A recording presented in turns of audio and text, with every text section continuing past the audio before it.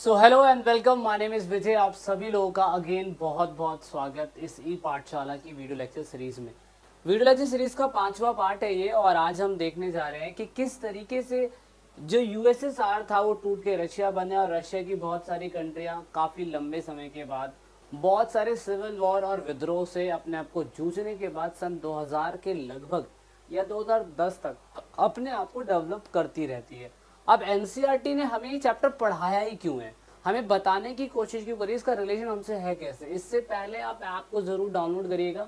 ई पाठशाला का ऐप आप सभी लोगों के लिए सारे कोर्सेज लेके आता है ई पाठशाला के ऐप पे, तो जाइए डाउनलोड करने की कोशिश कीजिए। तो कोई नहीं, आगे बढ़ते हैं।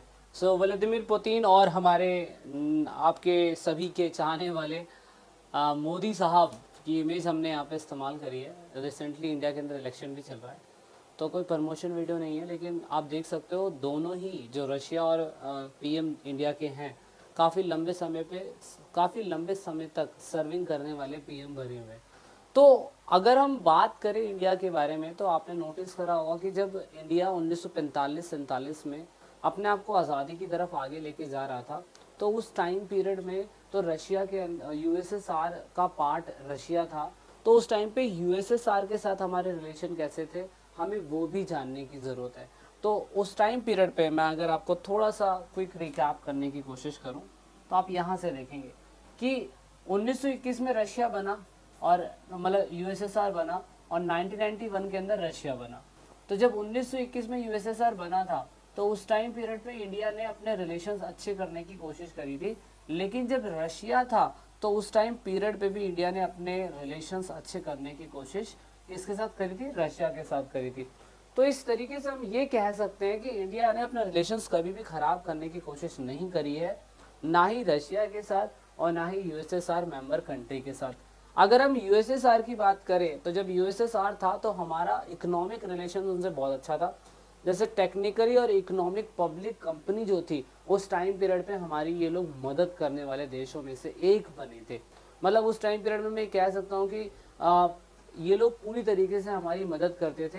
और बहुत सारी इंडस्ट्रीज अगर आप देखो, तो बोकारो के अंदर, दुर्गापुर के अंदर टाटा स्टील और RINL, ये जितने भी हैं ना, इन सभी ने हमारी उस टाइम पीरियड पे एस्टैब्लिशमेंट में मदद करी थी यूएसएसआर ने, आप सोच सकते हो। उसके बाद अगर हम आगे देखने की कोशिश करें, तो हमने पॉलिटिकल लेवल पे देखा कि जब यूएसएसआर कंट्री थी और हमारा कश्मीर इशू को लेके बात चल रहा था इंटरनेशनल लेवल पे, तो कोई भी कंट्री उस टाइम पीरियड पे हमारा सपोर्ट करने वाली नहीं थी।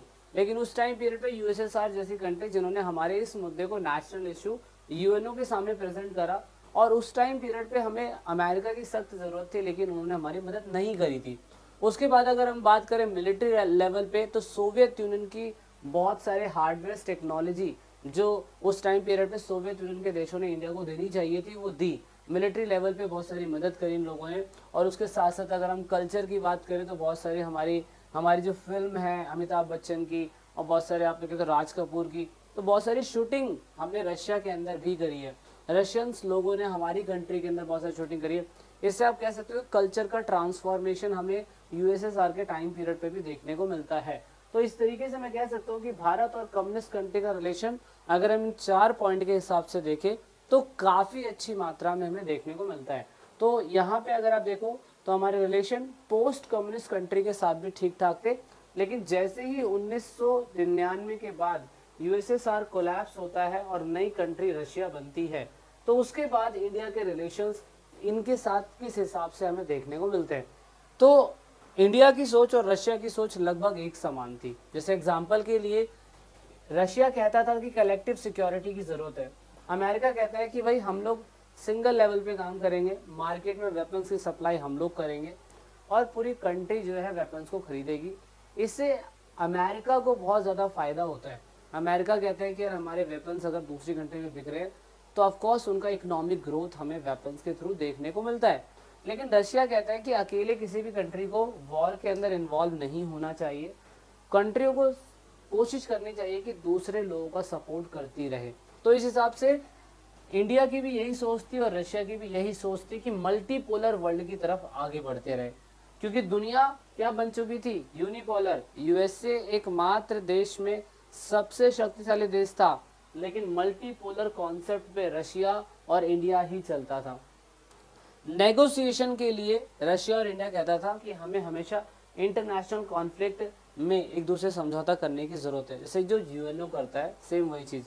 डिसीजन मेकिंग के लिए हमें यूएन का सपोर्ट करना चाहिए, और यूएन के बारे में आपने आने वाले लेक्चर्स में देखना है कि इंटरनेशनल ऑर्गेनाइजेशन पे यूएन है क्या। यूनाइटेड नेशन ऑर्गेनाइजेशन जो बताता है कि किस तरीके से हमें मदद करनी चाहिए कंट्रियों की।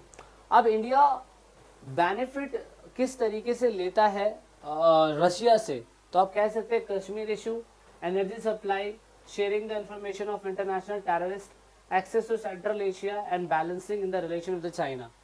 रशिया हमारी इस चीज़ में मदद करता है कि रशिया कहता है कि चाइना से रिलेशन खराब है तो हम आपकी मदद करेंगे, सेंट्रल एशिया से कोई दिक्कत आ रही है हम आपकी मदद करेंगे, एनर्जी सप्लाई चाहिए हम आपको देंगे। तो ये एक अच्छी बात है। और Russia is the important to India and has rapidly come to the assistance of India during the oil crisis.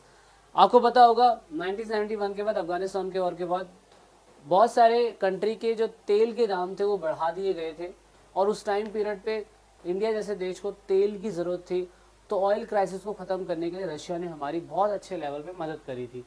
अब जो इंडिया है वो किस तरीके से हमारे लिए फ़ायदा, मतलब इंडिया जो है रशिया के लिए किस तरीके से फ़ायदेमंद है, तो आप कह सकते हो कि आर्म्स के लिए जो मतलब India is the second largest arm market for the Russia. Russia से बहुत सारी चीज़ें जो है इंडिया खरीदता है, तो ऑफकोर्स रशिया को पैसों के रूप में बहुत बड़ा फ़ायदा होता है इंटरनेशनल लेवल पे भी।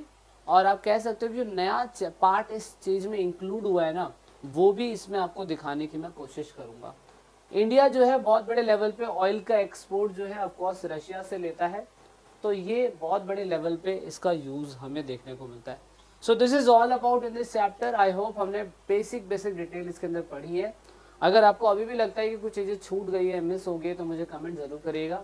अधिक जानकारी के लिए आप लोग हमारा ऐप ज़रूर डाउनलोड करिएगा, इस पर आपको सारी इन्फॉर्मेशन देखने को मिलती है। तो जय हिंद, जय भारत। वीडियो को एंड तक देखने के लिए बहुत बहुत धन्यवाद।